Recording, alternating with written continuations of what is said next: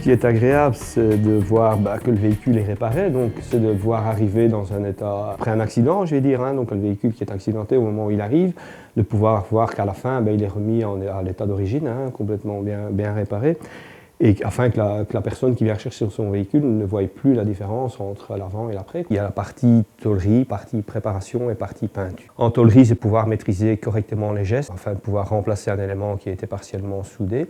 La partie préparation, c'est pouvoir préparer ces pièces afin de passer à l'étape suivante qui est la peinture. Alors je dirais que la qualité d'un bon carrossier, au niveau de la préparation, très important d'être très soigneux parce que plus on sera soigneux, plus le travail sera mieux fini à la fin. Aucune erreur n'est permise, que ce soit dans la teinte, que ce soit dans la préparation de la peinture pour l'appliquer.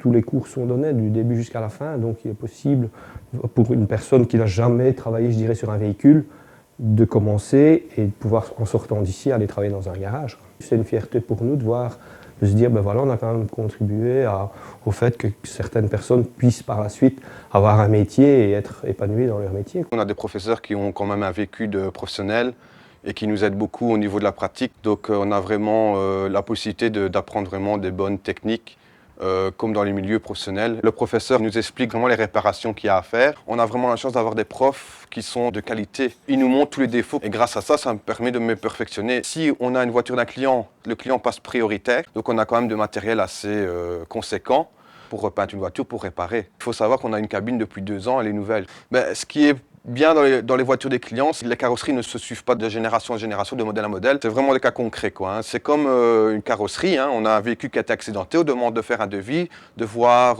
ce qui est possible de réparer. On doit passer une mise à l'épreuve devant un jury, donc c'est quand même quelque chose d'assez important. Vous pouvez voir ici, on a des pièces didactiques pour s'entraîner. On fait une demande chaque année de l'outil qu'on a besoin. L'automobile, c'est quelque chose qui évolue très vite. On essaie de suivre aussi des formations à l'extérieur de l'école, dans des centres comme on a été l'année passée à Francorchamps de Spa pour faire des fibres de verre, carbone, comme en compétition, où vraiment ça peut nous arriver d'avoir des voitures avec des pare-chocs en fibre de verre à réparer et avoir la bonne méthode.